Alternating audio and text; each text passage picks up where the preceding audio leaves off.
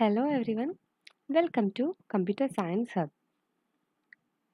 Today we are discussing the subjects Computer Fundamentals. Our topic is Memory Systems. So we are discussing in detail about memory, and in this video we will be discussing the characteristics of memory and the topic memory hierarchy. Okay, so let's start with what is memory. ഇപ്പോൾ കമ്പ്യൂട്ടറിൻ്റെ memory എന്താ? നമുക്ക് memory ഉണ്ടെന്ന് പറയുന്നത് എന്താ? നമുക്ക് എന്തെങ്കിലും ഒന്ന് മെമ്മറൈസ് ചെയ്യാൻ കഴിയണം അല്ലേ, ഓർത്ത് വെക്കാൻ പറ്റണം. സോ അതേ same thing can happen in computers also. കമ്പ്യൂട്ടറിന് മെമ്മറി ഉണ്ടെന്ന് പറയുന്നത് കമ്പ്യൂട്ടർ ക്യാൻ റീറ്റെയിൻ സംതിങ്. എന്തെങ്കിലും കുറച്ച് ടൈമിന് വേണ്ടിയിട്ട് കുറച്ച് ടൈമിൽ എന്തെങ്കിലും ഒരു കണ്ടന്റ് റീറ്റെയിൻ ചെയ്യണം അല്ലെങ്കിൽ ഹോൾഡ് ചെയ്യാൻ പറ്റണം. അപ്പോഴാണ് മെമ്മറി കപ്പാസിറ്റി എന്ന് നമ്മൾ പറയുന്നത്.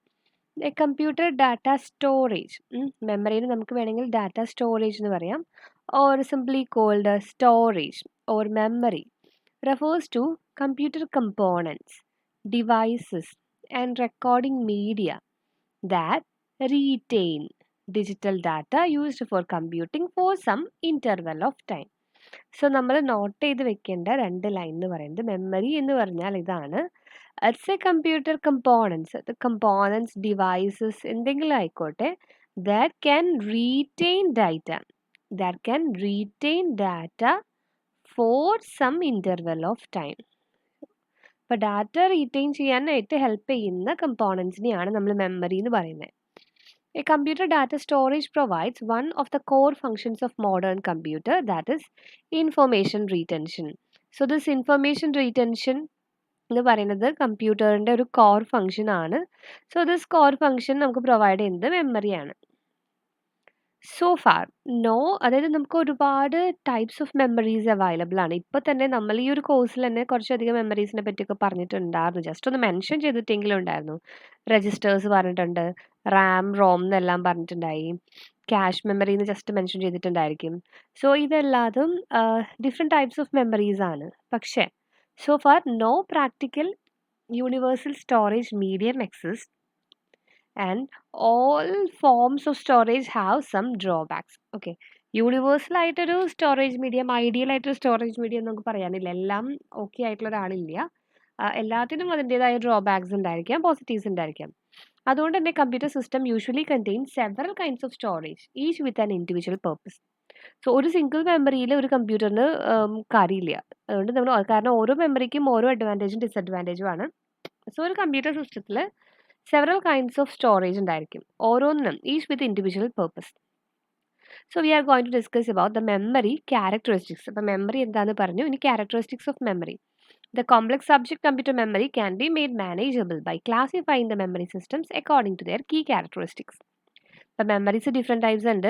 ആ മെമ്മറീസിനെയൊക്കെ നമുക്ക് കാറ്റഗറൈസ് ചെയ്യാൻ പറ്റും, ക്ലാസിഫൈ ചെയ്യാൻ പറ്റും. ആൻഡ് അങ്ങനെ ക്ലാസിഫൈ ചെയ്യുന്നത് ബേസ്ഡ് ഓൺ സം ക്യാരക്ടറിസ്റ്റിക്സ് ആണ്. അപ്പോൾ ആ ക്യാരക്ടറിസ്റ്റിക്സ് എന്തൊക്കെയാണെന്നാണ് നമ്മൾ നോക്കാൻ പോകുന്നത്.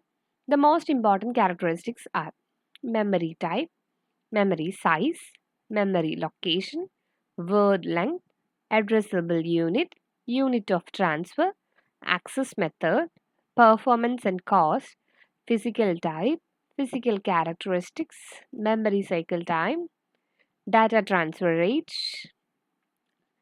So memory type. അപ്പോൾ എന്താ memory type? Storage components of a computer system can be placed in 4 groups: CPU register, cache memory, main memory and secondary memory. അപ്പോൾ ഈ മെമ്മറി ടൈപ്പ് എന്ന് പറയുമ്പോൾ നമുക്ക് 4 ടൈപ്പ് പറയാം. Different 4 different types of memory അത്. First one is CPU registers, 4 different major types ട്ടോ. Second category cache memory, then main memory അല്ലെങ്കിൽ primary memory എന്ന് പറയും, and last one is secondary memory.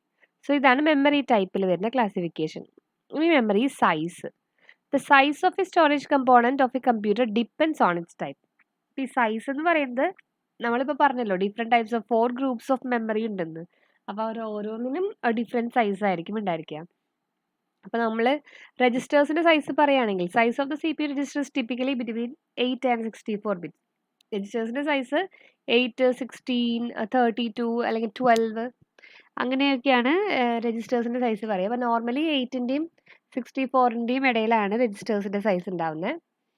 Then cash മെമ്മറിയുടെ സൈസൊക്കെ നമ്മൾ സാധാരണ വാരി ഫ്രം 2 to 64 കിലോബൈറ്റ്സ് ആണ് ക്യാഷ് മെമ്മറിയുടെ സൈസ് വരാം. ദെൻ മെയിൻ മെമ്മറി കപ്പാസിറ്റി എന്ന് പറയുമ്പോൾ നമ്മളിപ്പോൾ റാം സൈസ് ഒക്കെ പറയാം എങ്ങനെയാ 2 GB 4 GB എന്നൊക്കെയല്ലേ പറയാറ്. സോ അതുപോലെ 1 to 2 raised to 10 MB വരെയൊക്കെയും 2 raised to 10 MB എന്ന് പറയുമ്പോൾ approximately GB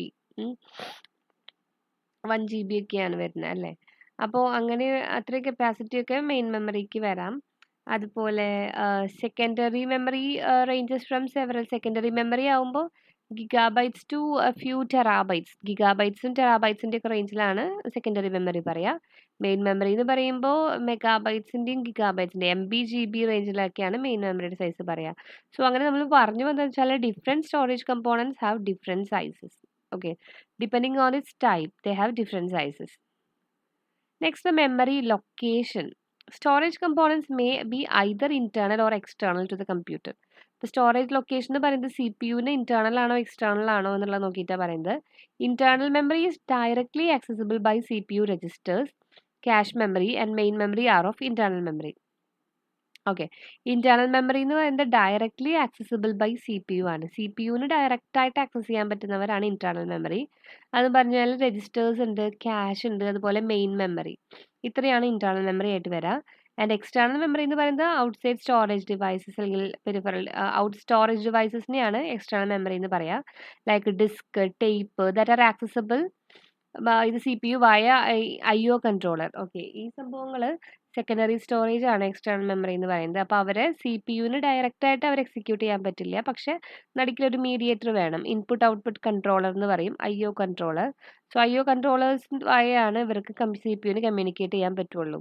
So these types of memories are known as external memory. So depending upon this location, we have two types of memory. They are internal memory and external memory. Internal memory consists of a register, cache, main memory. External memory means secondary storage like a disk, tape, etc. Next characteristics, the word length. Word is the natural unit of organization of main memory. നമ്മളിപ്പോൾ ഒരു bit എന്താണ്, അത് ഒരു 4 bit കൂടിയ nibble, then 8 bit ആയി കഴിഞ്ഞാൽ ഒരു byte അങ്ങനെയൊക്കെ പഠിച്ചിട്ടുണ്ട്. സോ അതിനെക്കാട്ടും കുറച്ചും കൂടി വലിയൊരു എന്താ പറയുക, വലിയൊരു സൈസാണ് ഈ വേർഡ് എന്ന് പറയുന്നത്. Word is the natural unit of organisation of main memory. The number of bits actually stored or retrieved in one memory access is called the word length. അപ്പോൾ നോർമലി മെയിൻ മെമ്മറി നമ്മൾ ബിറ്റും ബൈറ്റിനേക്കാളും കൂടുതൽ വേർഡിൻ്റെ സൈസിലാണ് പറയാറ്. സോ നമ്മളൊരു number of words actually stored അല്ലെങ്കിൽ retrieve at a time store ചെയ്യുക റിട്രീവ് ചെയ്യുക ചെയ്യുന്ന വൺ മെമ്മറി ആക്സസിൽ, അതായത് ഒരു മെമ്മറി ആക്സസിൽ നമ്മൾ റീഡ് ചെയ്യുന്ന അല്ലെങ്കിൽ റൈറ്റ് ചെയ്യുന്ന ആ ഒരു മെമ്മറി നമ്പർ ഓഫ് ബിറ്റ്സിനെയാണ് നോർമലി വേർഡ് ലെങ്ത് എന്നൊക്കെ പറയുന്നത്. വേർഡ് ലെങ്ത് വേണമെങ്കിൽ 1 to 8 ബൈറ്റ്സ് വരെയൊക്കെ ആവാം. ഓക്കെ, 1 ബൈറ്റ്സ് 8 ബിറ്റ്സ് അല്ലേ, 1 ബൈറ്റിന് ഒരു വേർഡ് ആവാം. അതല്ല 2 ബൈറ്റ്സോ 3 ബൈറ്റ് 1 അപ് ടു 8 ബൈറ്റ്സ് വരെയൊക്കെ നമുക്കൊരു വേർഡായിട്ട് പറയാം. അപ്പോൾ അതാണ് വേർഡ് ലെങ്ത് എന്ന് പറയുന്നത് കേട്ടോ. അപ്പോൾ the number of bits actually stored or retrieved in one memory access is called the word length and it varies from 1 to 8 bytes. അത്രയും നോക്കാം. Then addressable unit. The addressable unit is the word. കുറേ സിസ്റ്റത്തിൽ addressable unit എന്ന് പറയുന്നത് നമുക്ക് address ചെയ്യാൻ പറ്റുന്ന അല്ലെങ്കിൽ നമുക്ക് ആക്സസ് ചെയ്യാൻ പറ്റുന്ന ഒരു യൂണിറ്റ് ഓഫ് ലെങ്ത്തിനെയാണ് നമ്മൾ അഡ്രസ്സബിൾ യൂണിറ്റ് എന്ന് പറയുന്നത് മെമ്മറീൻ്റെ. Some systems allow addressing at the byte level. ചിലവർ ബൈറ്റ് ആയിരിക്കും അഡ്രസ്സ് ചെയ്യുന്നത്, ചിലവർ വേർഡിലായിരിക്കും അഡ്രസ്സ് ചെയ്യുന്നത്. Okay, unit of transfer for main മെമ്മറീൻ്റെ യൂണിറ്റ് ഓഫ് ട്രാൻസ്ഫർ എന്ന് പറയുന്നത് വേർഡാണ്. ഇത്ര വേർഡ്സ് ആണ് ട്രാൻസ്ഫർ ചെയ്യുന്നത് അല്ലെങ്കിൽ ഇത്ര വേർഡ്സ് ആണ് റിസീവ് ചെയ്യുക, അങ്ങനെ നമ്മൾ പറയുന്നത്. എക്സ്റ്റേണൽ മെമ്മറി ഒക്കെ എന്ന് വെച്ച് കഴിഞ്ഞാലോ ഡാറ്റ വേർഡിനേക്കാളും ഒക്കെ വലുതാണ്, സൈസ് കൂടുതലാണ്. അങ്ങനെ വരുമ്പോൾ കുറച്ച് വേർഡ്സ് കൂടിക്കഴിഞ്ഞാൽ ഒരു ബ്ലോക്ക് ആയിട്ടാണ് ഡാറ്റ ട്രാൻസ്ഫർ വരിക. അപ്പോൾ യൂണിറ്റ് ഓഫ് ട്രാൻസ്ഫറിൽ നമ്മൾ ഹൈലൈറ്റ് ചെയ്യാനുള്ളത് ഇത്രയേ ഉള്ളൂ. മെയിൻ മെമ്മറി ആണെങ്കിൽ unit of transfer is word. Okay, for main memory unit of transfer is word. For external memory unit of transfer is known as block. So ഇതാണ് not ചെയ്ത് വെക്കേണ്ടത് കേട്ടോ. Access method. ഇനി ഇതൊരു ഇമ്പോർട്ടൻ്റ് ആയ ടോപ്പിക്കാണ് വരുന്നത്, മെമ്മറി ആക്സസ് ചെയ്യാനുള്ള മെത്തേഡ്സ്. അപ്പോൾ അതിലേക്ക് വരുമ്പോൾ നമുക്ക് ഏറ്റവും എളുപ്പമുള്ള മുന്നേ പരിചയമുള്ളൊരു കാര്യം ആദ്യമൊക്കെ ടേപ്പ് റെക്കോർഡേഴ്സ് ഉണ്ടായിരുന്നല്ലോ. അല്ലെങ്കിൽ വിസിആർസ് അങ്ങനെ കുറെ ടേപ്പ് റെക്കോർഡേഴ്സിന്റെ കാര്യം എടുക്കാം. ടേപ്പ് റെക്കോർഡേഴ്സിൽ നമ്മൾ ഒരു പാട്ടുകൾ കേട്ടു, അടുത്ത പാട്ട് കേട്ടു, അങ്ങനെ പോകുന്നത്. അപ്പം നമുക്ക് കുറച്ചും കൂടി ഫാസ്റ്റ് ആയിട്ട് കുറേ കൂടെ കഴിഞ്ഞിട്ടുള്ള ഒരു പാട്ട് കേൾക്കണം എന്ന് വിചാരിക്കുക. നോർമലി നമ്മൾ എന്താ ചെയ്യുക, അതൊരു റിവൈൻഡ് എന്നൊക്കെയുള്ള ഒരു ഓപ്ഷനൊക്കെ ഉണ്ടായിരുന്നു. ഫോർവേഡ് എന്നുള്ള ഓപ്ഷൻ ഉണ്ടായിരുന്നു. സോ ഫോർവേഡ് അടിച്ചു കഴിഞ്ഞാൽ എന്തുണ്ടാവും, വേഗം വേഗം എല്ലാതും പോയി, അങ്ങനെ പോയിട്ട് വേണം അടുത്ത കേൾക്കാൻ. സോ അതിൻ്റെ അർത്ഥം നമുക്ക് ആവശ്യമുള്ളതിലേക്ക് നേരെ അങ്ങ് ജമ്പ് ചെയ്യാനൊന്നും പറ്റില്ല. നമ്മൾ സി.ഡി. ഒക്കെ ആയിരുന്നു. പിന്നെ അത് കഴിഞ്ഞ് സി.ഡി. ഒക്കെ വന്ന സമയത്ത് എങ്ങനെയാ, നമുക്ക് ഫസ്റ്റ് സോങ് വേണമെങ്കിൽ ഫസ്റ്റ് കേൾക്കാം. അല്ല ഒരു 6th 7th സോങ് വേണ്ടതെന്ന് വെച്ചാൽ നമുക്ക് ആ നമ്പർ ഞെക്കി കഴിഞ്ഞാൽ നമുക്ക് നേരെ അങ്ങോട്ട് പോവാൻ പറ്റും. DVD ഒക്കെ ആയിരുന്നപ്പോൾ നമുക്ക് അങ്ങനെയാണല്ലോ. ഇപ്പോഴും നമ്മൾ അങ്ങനത്തെ പെട്ടെന്ന് ഡയറക്റ്റ് ആയിട്ട് നമുക്ക് ആക്സസ് ചെയ്യാൻ പറ്റും. സോ ഇത് രണ്ടുമാണ് ഒരു 2 different category of access method എന്ന് പറയുന്നത്. The fundamental characteristics of a memory is the order or sequence in which information can be accessed. Okay. Oh, sorry. So, information access ചെയ്യുന്ന order. അതാണ് ഒരു fundamental characteristic of memory. If storage locations can be accessed in any order and access time is independent of location being accessed, the memory is called random access memory. So this is very very important. അതായത് നമുക്ക് എവിടെ നിന്ന് വേണമെങ്കിലും access ചെയ്യാം. The storage locations can be accessed in any order. അതുപോലെ access time, അതായത് ഇപ്പോൾ ഒരു യൂണിറ്റ് ആക്സസ് ചെയ്യാനുള്ള ടൈം തന്നെയായിരിക്കാം വേറെ ഏത് എടുത്തു കഴിഞ്ഞാലും ഒരേപോലെ തന്നെയാണ് ടൈം എടുക്കുക. ഏത് ഡാറ്റ നമ്മൾ റീഡ് ചെയ്യാൻ നോക്കി കഴിഞ്ഞാലും ഒരേ ടൈം തന്നെയാണ് എടുക്കുക. ഇപ്പോൾ പണ്ടത്തെ ഇപ്പോൾ ഞാൻ ആ ടേപ്പിൻ്റെ കാര്യമൊക്കെ പറഞ്ഞില്ലേ, അപ്പോൾ ഫസ്റ്റത്തെ സോങ് ആണെങ്കിൽ വേഗം പ്ലേ ആവും. എന്നാൽ നമുക്ക് ലാസ്റ്റത്തെ സോങ് പ്ലേ ആവണ്ടെന്ന് വെച്ച് കഴിഞ്ഞാലോ എല്ലാതും ഫോർവേഡ് ചെയ്ത് വേണം പോകാൻ. അപ്പോൾ ടൈം കൂടുതലെടുക്കും അല്ലേ. നമ്മളുടെ റാൻഡം ആക്സസ് എന്ന് പറഞ്ഞാൽ അങ്ങനെയൊന്നുമല്ല.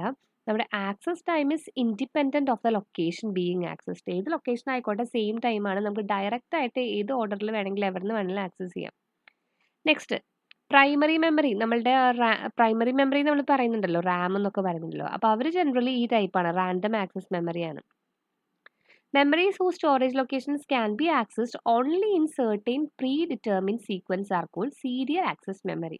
അതായത് 1 by 1 ആയിട്ട് മാത്രമേ പറ്റുള്ളൂ. ഈ ടേപ്പ് റെക്കോർഡർ ഒക്കെ പറഞ്ഞ പോലെ ആദ്യം കഴിഞ്ഞ് അത് കഴിഞ്ഞാൽ മാത്രം രണ്ടാമത്തെ, അങ്ങനെ ഒരു പെർട്ടിക്കുലർ സീക്വൻസിൽ മാത്രം റീഡ് ചെയ്യാൻ അല്ലെങ്കിൽ ആക്സസ് ചെയ്യാൻ പറ്റുന്ന മെമ്മറീസിനെയാണ് സീരിയൽ ആക്സസ് മെമ്മറി, അതല്ലെങ്കിൽ സീക്വൻഷ്യൽ ആക്സസ് മെമ്മറി എന്നൊക്കെ പറയുന്നത്. ആൻഡ് എക്സാമ്പിൾ എന്ന് വെച്ചാൽ മാഗ്നറ്റിക് ടേപ്സ് ഒക്കെയും ഈ സീരിയൽ ആക്സസ് മെത്തേഡ്സ് ആണ്. ഇനി memory such as magnetic disk and optical disk employ another method known as direct access. ഇപ്പോൾ നമ്മുടെ CD-യും അങ്ങനത്തെ മാഗ്നറ്റിക് ഡിസ്കും ഒക്കെയും ഉള്ള മെത്തേഡിന് നമ്മൾ ഡയറക്റ്റ് ആക്സസ് എന്നാണ് പറയുക. ആക്ച്വലി ഈ ഡയറക്റ്റ് ആക്സസും ഈ റാൻഡം ആക്സസും കൺസെപ്റ്റ് സെയിം തന്നെയാണ് കേട്ടോ. റാൻഡം ആക്സസ് എന്ന് വെച്ചാൽ റാൻഡംലി നമുക്ക് എവിടെ നിന്ന് വേണമെങ്കിലും ആക്സസ് ചെയ്യാം. ഡയറക്റ്റ് ആക്സസ് എന്ന് വെച്ച് കഴിഞ്ഞാൽ അതേപോലെ തന്നെ നമുക്ക് ഇഷ്ടമുള്ള ലൊക്കേഷൻ എപ്പോൾ വേണമെങ്കിലും ഏത് വേണമെങ്കിലും ആക്സസ് ചെയ്യാം. പിന്നെ അതായത് നോർമലി ഈ റാൻഡം ആക്സസ് എന്നുള്ളത് മെയിൻ മെമ്മറിനെ അസോസിയേറ്റ് ചെയ്തിട്ടാണ് റാൻഡം ആക്സസ് എന്ന് പറയാറ്. അതുപോലെ ഈ സെക്കൻഡറി സ്റ്റോറേജ് ഡിവൈസസ് വരുമല്ലോ, CD അങ്ങനത്തെ ടേപ്പ് അല്ല മാഗ്നറ്റിക് ഡിസ്ക്, അങ്ങനെ സെക്കൻഡറി സ്റ്റോറേജ് ഡിവൈസസ് വരുമ്പോൾ അതിനോട് അസോസിയേറ്റ് ചെയ്തിട്ടാണ് നമ്മൾ ഡയറക്റ്റ് ആക്സസ് എന്നുള്ള ടേം യൂസ് ചെയ്യാറ്. അത്രേ ഉള്ളൂ വ്യത്യാസം കേട്ടോ. സോ ആക്സസ് മെത്തേഡ് എന്ന് പറയുമ്പോൾ random access, serial access or sequential access and direct access. Here direct access and random access are almost similar. അടുത്ത ക്യാരക്ടറിസ്റ്റിക് എന്ന് പറയുന്നത് performance and cost. Performance of an individual memory is primarily determined by the rate at which information can be read from or written into the memory. ഒരു മെമ്മറിയുടെ performance എന്ന് പറയുന്നത് എന്താ, means rate at which the information can be read from or written into the memory. Read ചെയ്യോ അല്ലെങ്കിൽ right ചെയ്യോ ചെയ്യുന്ന ആ ഒരു റേറ്റിനെയാണ് പെർഫോമൻസ് എന്ന് പറയുന്നത്. A basic performance measure the average time to perform a read or write operation. This parameter is called access time. Okay, ഈ പെർഫോമൻസിന് നമുക്കൊരു മെഷർ വേണമല്ലോ. പെർഫോമൻസ് മെഷർ എന്ന് പറയുന്നത് this is the average time to perform a read or write operation and it is known as the access time. ഒരു read ഓപ്പറേഷനോ റൈറ്റ് ഓപ്പറേഷനോ പെർഫോം ചെയ്യാനുള്ള ആവറേജ് ടൈമിനെയാണ് ആക്സസ് ടൈം എന്ന് പറയുന്നത്. The access time depends on the physical nature of the storage medium and on the access mechanism used. So നമ്മളുടെ medium storage ഏതാണോ അതിനെ ബേസ് ചെയ്തിട്ടാണ് ആക്സസ് ടൈം ഉണ്ടാവുക. അതുപോലെ ഏത് ആക്സസ് മെക്കാനിസം ആണ് യൂസ് ചെയ്യുന്നത്, അതായത് സീക്വൻഷ്യൽ ആക്സസ് ആണോ ഡയറക്റ്റ് ആക്സസ് ആണോ അങ്ങനെ എന്താണ് മെക്കാനിസം എന്ന് വെച്ചാൽ അതിനെ ബേസ് ചെയ്തിട്ടും നമ്മൾ ഏത് ഡിവൈസിന് ഏത് ടൈപ്പ് ഓഫ് മെമ്മറീനെയാണ് ആക്സസ് ചെയ്യുന്നത് അവരുടെ ഫിസിക്കൽ നേച്ചറിനെയും ബേസ് ചെയ്തിട്ടിരിക്കും നമ്മളുടെ access time. And the low cost and short access time are desirable memory characteristics, but these are conflicting in nature. നോക്കി നോക്കിയേ, ലോ കോസ്റ്റും ഷോർട്ട് ആക്സസ് ടൈം, അതായത് നമുക്ക് കാര്യം നമുക്ക് വേഗം കിട്ടണം, നല്ല ഫാസ്റ്റായി. ആക്സസ് ടൈം കുറയാന്ന് പറഞ്ഞാൽ എന്താ അർത്ഥം? ഒരു ഡാറ്റ വേഗത്തിൽ റീഡ് ചെയ്യാൻ പറ്റും, അല്ലെങ്കിൽ ഒരു ഡാറ്റ വേഗത്തിൽ റൈറ്റ് ചെയ്യാൻ പറ്റും. ആ റീഡ് ചെയ്യാനോ റൈറ്റ് ചെയ്യാനോ എടുക്കുന്ന ടൈമിനെയാണ് ആക്സസ് ടൈം എന്ന് പറയുന്നത്. Which means short access time means very fast memory. So ഈ very fast memory very low കോസ്റ്റിൽ കിട്ടുക എന്നുള്ളത് കോൺഫ്ലിക്റ്റിംഗ് ആയിട്ടുള്ള കാര്യമാണ്. സ്പീഡ് കൂടുന്തോറും മെമ്മറിയുടെ പൈസ കൂടിക്കൊണ്ടിരിക്കും, കോസ്റ്റ് കൂടും. So this memory with fast access are expensive while low cost memories are slow.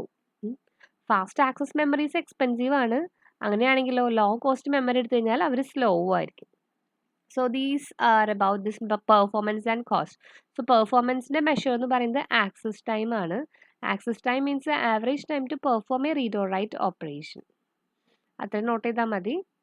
Next the physical type. The two physical type of memory, different types of 4 different categories of memory എല്ലാം പറഞ്ഞു. And these memories are also classified into mainly 2 technologies, 2 physical types. So the 2 most common types of physical memory today are semiconductor memory. Okay, 2 different types എന്ന് പറയുന്നത്, first one is this semiconductor memory using VLSI or LSI technology. Semiconductor memory LSI VLSI technology use ചെയ്യുന്ന. അതല്ലാന്നുണ്ടെങ്കിൽ magnetic surface memory used for disk ടൈപ്പിനൊക്കെയുള്ള magnetic surface.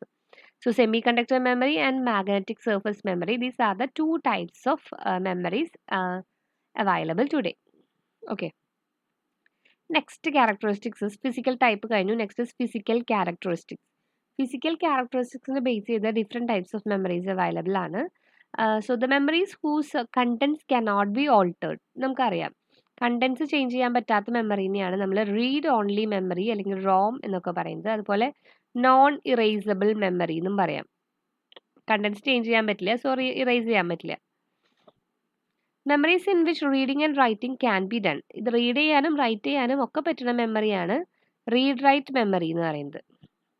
അപ്പോൾ ഒരു category ആയിട്ടോ, read only read write category ആയി. Next category എന്ന് പറയുന്നത്, in some memories the method of reading the memory destroys the stored information.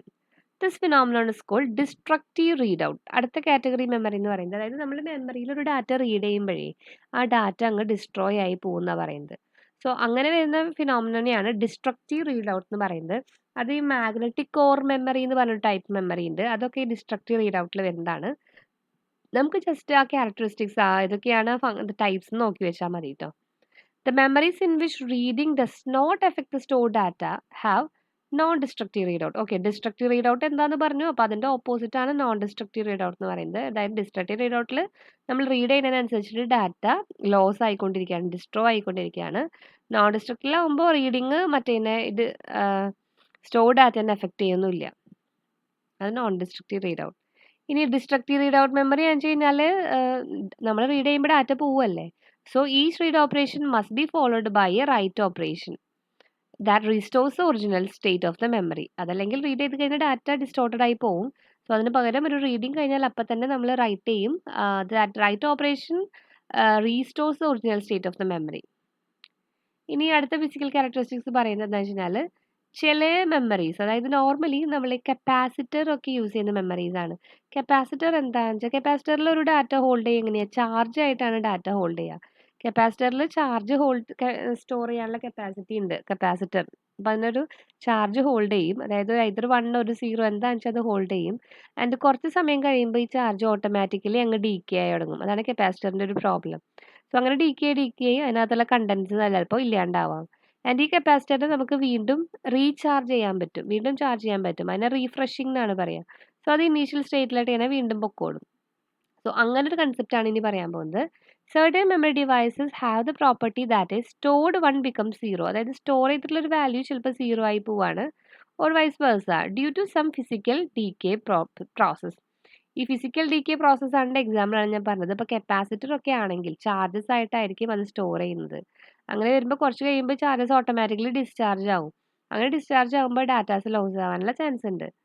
So over time a stored charge tends to leak away causing a loss of information unless അങ്ങനെ loss ആവാണ്ടിരിക്കാൻ എന്താ ചെയ്യേണ്ടത്? The charge is restored by a process called refreshing. അതായത് ഇപ്പോൾ വന്ന charge ഈ information loss ആവാണ്ടിരിക്കാൻ വേണ്ടിയിട്ട് charge നമ്മൾ റീസ്റ്റോർ ചെയ്യാണ്. ആൻഡ് ആ process is known as refreshing. Memories that require periodic refreshing are called dynamic memories as opposed to static memories which require no refreshing. ഇപ്പോൾ രണ്ട് തരം മെമ്മറി ഉള്ളത്, ഒരെണ്ണം ഡൈനാമിക്കും ഒരെണ്ണം സ്റ്റാറ്റിക്കും. ഡൈനാമിക് മെമ്മറി എന്ന് പറയുന്നത് ഈ കപ്പാസിറ്ററിൻ്റെ കാര്യം പറഞ്ഞ പോലത്തെ അങ്ങനത്തെ മെമ്മറീസ് ആണ്. അതായത് അവരുടെ ഡാറ്റ അങ്ങനെ ഡീകേ ആയിക്കൊണ്ടിരിക്കും. So they require periodic refreshing. എന്നാൽ മാത്രമേ ഡാറ്റ അതിന് റീറ്റെയിൻ ചെയ്യാൻ പറ്റുള്ളൂ. പക്ഷേ സ്റ്റാറ്റിക് മെമ്മറി അങ്ങനെയല്ല, അതൊക്കെ റീഫ്രഷിംഗ് ഒന്നും വേണ്ട. ഇനി വോളറ്റൈൽ മെമ്മറി അടുത്ത കാറ്റഗറി. അപ്പോൾ നമ്മൾ 3 കാറ്റഗറീസ് കഴിഞ്ഞു അല്ലേ? റീഡ് ഓൺലി, റീഡ് റൈറ്റ് അതൊരെണ്ണം. പിന്നെ ഇപ്പോൾ പറഞ്ഞ ഡൈനാമിക്കും സ്റ്റാറ്റിക്കും ഒരെണ്ണം. ദെൻ വേറെ ഒരെണ്ണം പറഞ്ഞു, destructive and non destructive read out പറഞ്ഞിട്ടുണ്ടായിരുന്നു. And last one volatile and non volatile. So volatile non volatile നമ്മൾ ആദ്യം തൊട്ടേ പറയുന്നതാണ്. വോളറ്റൈൽ എന്ന് വെച്ച് കഴിഞ്ഞാൽ എന്താ? പവർ പോയി കഴിഞ്ഞാൽ ഡാറ്റ പോവും. നോൺ വോളറ്റൈൽ എന്ന് വെച്ച് കഴിഞ്ഞാൽ ഡാറ്റ പോവില്ല. അതാണ് main difference. In a volatile memory information decays naturally or is lost when electrical power is switched off. Power switch off ആയി കഴിഞ്ഞാൽ ഇൻഫർമേഷൻ ഡീകേ ആവുകയാണ്, അതല്ലെങ്കിൽ അത് ലോസ്റ്റ് ആവാണ് ഇൻഫർമേഷൻ. നോൺ വോളറ്റൈൽ മെമ്മറി എന്ന് വെച്ച് കഴിഞ്ഞാൽ information once record resist deterioration until deliberately change. Once record ചെയ്ത ഇൻഫർമേഷൻ പിന്നെ നമ്മൾ ആരെങ്കിലും റെക്കോർഡ് ചെയ്ത ആരെങ്കിലും അത് ചേഞ്ച് ആക്കാണ്ട് അതിലൊരു ഡീക്കേയും വരത്തില്ല, ഒരു റീഫ്രഷിങ്ങിൻ്റെ ആവശ്യമില്ല, ഡിറ്റീരിയോറേഷൻ ഉണ്ടാവില്ല. സോ അങ്ങനത്തെ ടൈപ്പ് ഓഫ് മെമ്മറീസിനെയാണ് നോൺ വോളറ്റൈൽ മെമ്മറി എന്ന് പറയുന്നത്. In non volatile memory information once recorded resist deterioration until deliberately change ചെയ്യുന്ന വരെ അത് മാറില്ല. Magnetic surface memory, non volatile memory, ഇവൻ്റെയൊക്കെ എക്സാമ്പിളാണ് പറയുന്നത്. മാഗ്നറ്റിക് സർഫസ് മെമ്മറി ഒക്കെ നോൺ വോളറ്റൈൽ ആണ്. അത് നമ്മൾ സെക്കൻഡറി സ്റ്റോറേജ് ഒക്കെ പറയുന്നില്ലേ, അതൊക്കെ നോൺ വോളറ്റൈൽ ആണ്. പക്ഷേ നമ്മളുടെ സെമി കണ്ടക്ടർ മെമ്മറീസിന് 2 തരത്തിലും ഉണ്ടാവും. വോളറ്റൈൽ ഉണ്ടാവും, നോൺ വോളറ്റൈൽ ഉണ്ടാവാം. അതായത് റാം വോളറ്റൈൽ ആണ്, നമ്മൾ എപ്പോഴും പഠിക്കുന്നതാണ്. അതുപോലെ തന്നെ സെമി കണ്ടക്ടർ മെമ്മറിയാണ് റോം നോൺ വോളറ്റൈൽ ആണ്. അതുകൊണ്ട് സെമി കണ്ടക്ടർ മെമ്മറിയിൽ വോളറ്റൈലും നോൺ വോളറ്റൈലും ആവാം. Magnetic surface memory is always non volatile.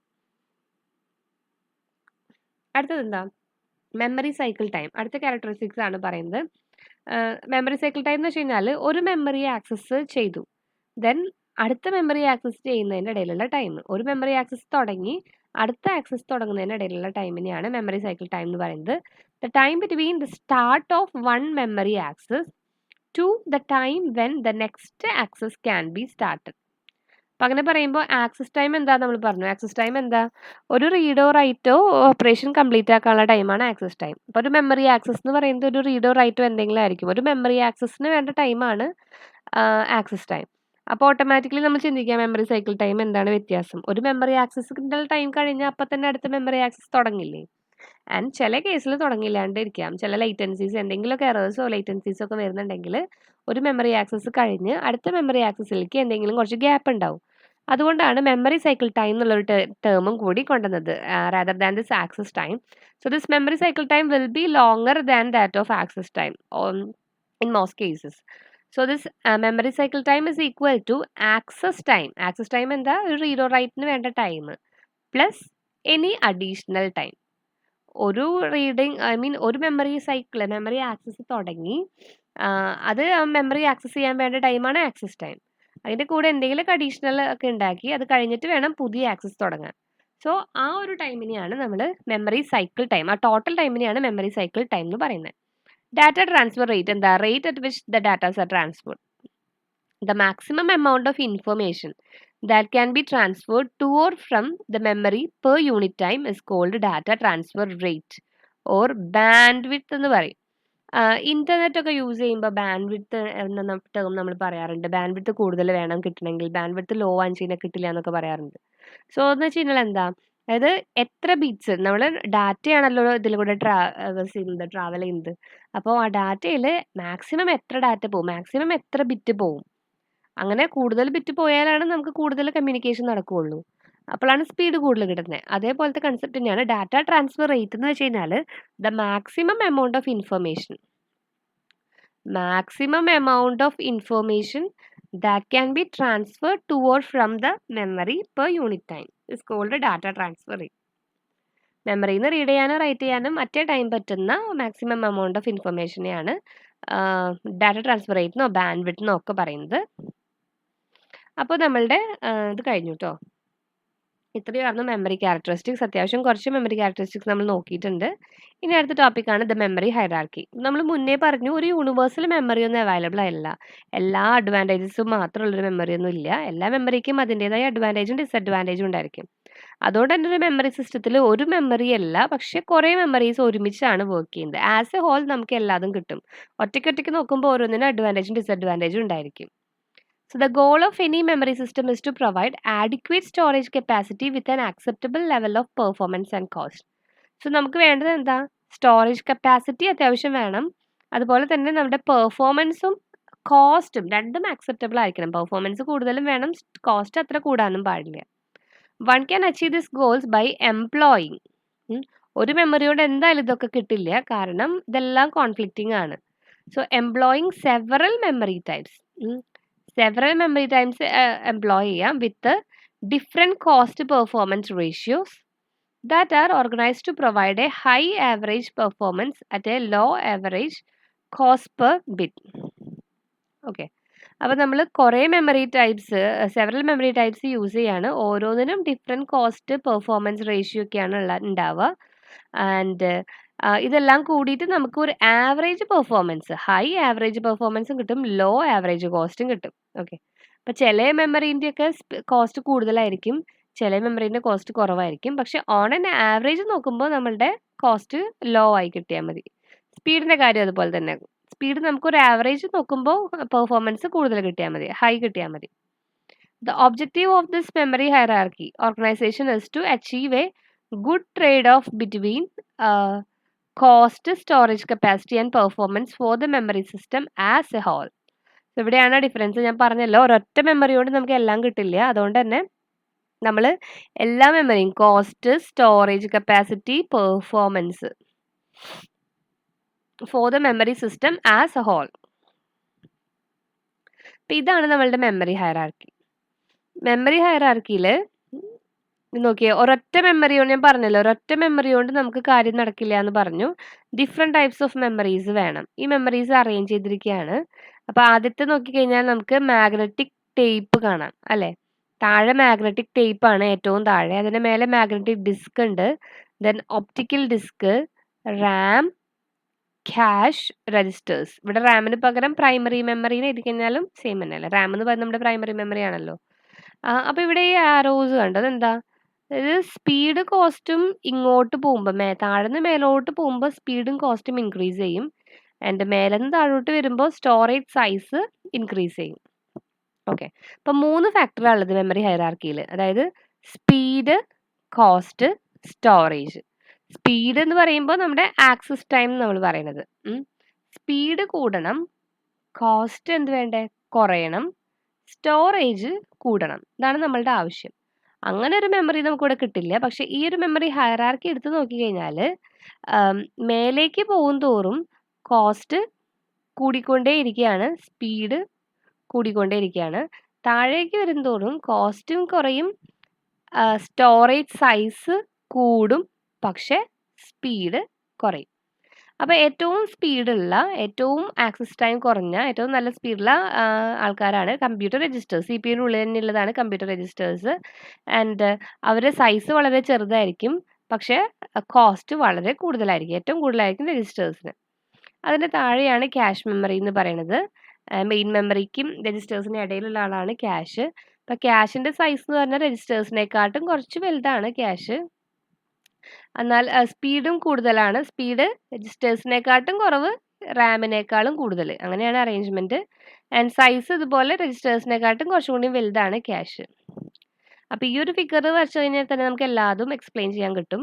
ഇപ്പോൾ ക്യാഷ്, അതുപോലെ തന്നെയാണ് റാം, മെയിൻ മെമ്മറി, അതുപോലെ തന്നെ അത് കഴിഞ്ഞാൽ വരുന്നതാണ് ഒപ്റ്റിക്കൽ ഡിസ്ക്. അതായത് ഇവിടെ വരെയാണ്. Okay, I will show you. നമ്മുടെ ഇന്റേണൽ മെമ്മറി, എക്സ്റ്റേണൽ മെമ്മറി എന്നൊക്കെ നമ്മൾ നാളെ പറഞ്ഞല്ലോ. കുറച്ച് മുന്നേ പറഞ്ഞു. സോ രജിസ്റ്റേഴ്സ്, ക്യാഷ്, റാം ഇത്രയും കാര്യങ്ങൾ ഇന്റേണൽ മെമ്മറിയിൽ പെടുന്നതാണ്. ആൻഡ് ഇവിടെ തൊട്ടിട്ട് ഇങ്ങോട്ടുള്ളതാണ് എക്സ്റ്റേണൽ മെമ്മറി അല്ലെങ്കിൽ ഓക്സിലറി മെമ്മറി, സെക്കൻഡറി സ്റ്റോറേജ് എന്നുള്ള കാറ്റഗറിയിലേക്കൊക്കെ പെടുന്നത്. ഒപ്റ്റിക്കൽ ഡിസ്ക് അങ്ങനെയാണ്. ദെൻ മാഗ്നറ്റിക്, ഒപ്റ്റിക്കൽ ഡിസ്കിനെക്കാട്ടും സ്പീഡും ഒക്കെ കുറവാണ് മാഗ്നറ്റിക് ഡിസ്ക്. ദെൻ അതിനേക്കാളും കുറവ് ഏറ്റവും താഴെ നിൽക്കുന്നതാണ് മാഗ്നറ്റിക് ടേപ്പ്. അപ്പോൾ ഏറ്റവും കൂടുതൽ സൈസ് ഉള്ളതും കണ്ടന്റ് കൂടുതലുള്ളതും മാഗ്നറ്റിക് ടേപ്പ് ആണ്. ദെൻ അതിനേക്കാളും സൈസ് കുറവായിരിക്കും മാഗ്നറ്റിക് ഡിസ്കിന്. അങ്ങനെ അങ്ങനെ കുറഞ്ഞു പോകുന്നു. Okay. As one goes down the hierarchy the following occur. താഴേക്ക് വരുമ്പോൾ എന്തൊക്കെ ഉണ്ടാവും? Decreasing cost per bit, cost കുറയും, ശരിയാണ്.